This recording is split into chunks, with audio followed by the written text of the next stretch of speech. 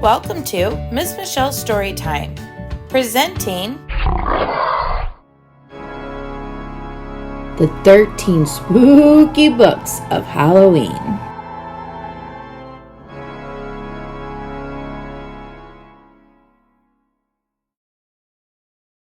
The Witch's Cat and the Cooking Catastrophe, written by Kirstie Watson, illustrated by Magdalena Sawko. One day, a witch's cat found a dusty old cookbook, and it gave him the most marvelous idea. "I know," said the cat excitedly. "I will make a super scrumptious surprise lunch for my lovely witch. How hard can it possibly be?" As he eagerly flicked through the pages, he found the perfect recipe called witch's broth. 5 fish heads, 4 splodges of frog spawn, 3 dried lily blossoms, 2 drops of dragonfly tears, 1 pinch of magic witching dust. Directions: throw it all in, stir, and leave for 1 minute. "Excellent," said the cat.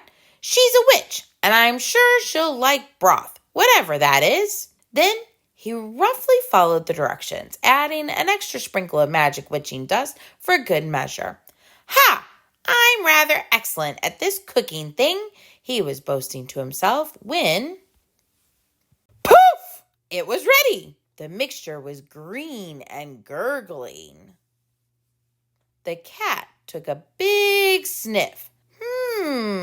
Delicious, but it needs just a little something else, and he knew just the thing. Seasoning! So he added some herbs and spices before finishing it off to perfection with a good shake of salt and pepper. "There, much better," he said, feeling very pleased with himself. Just then, the lovely witch arrived home. "Oh, Cat, you've made lunch. What a wonderful surprise," she said happily. "Well, this is interesting," said the witch as she took a closer peek at the mixture, which was now making a funny fizzling sound. "What's in it? No, wait, don't tell me. Let me taste it and guess." And with that, she took a big spoonful.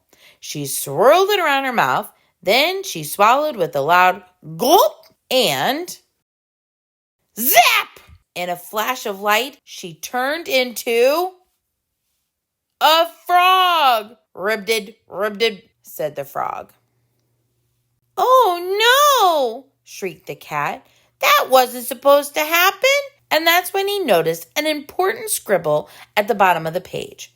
"Warning, adding seasoning to a magic potion will make it stronger, so use sparingly. Or, ideally, not at all." Potion? Oh no! This isn't a cookbook, he realized with horror.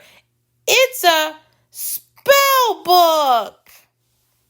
What have I done? This is not good at all. It's a cooking catastrophe, and I need to fix it now. So he searched and searched through the pages of the old spell book before deciding on a potion called Undo Soup. 5 cat hairs, 4 meaty bones, 3 sunny morning dewdrops, 2 stinky old slippers, 1 pinch of magic witching dust. Directions: throw it all in, stir, and leave for 2 minutes. "Hopefully this will undo this terrible mess," he said.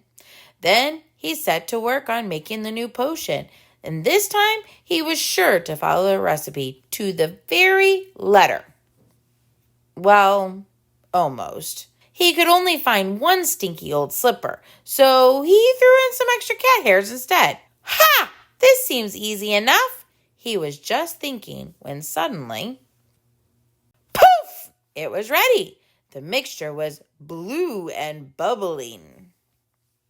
This time, he resisted adding seasoning before serving some up for the frog, and... zap! The frog changed into... a dog! "Woof, woof," said the dog. "Oh, not again, said the cat. I really need to put this right. So he hurried back to the book to find the answer.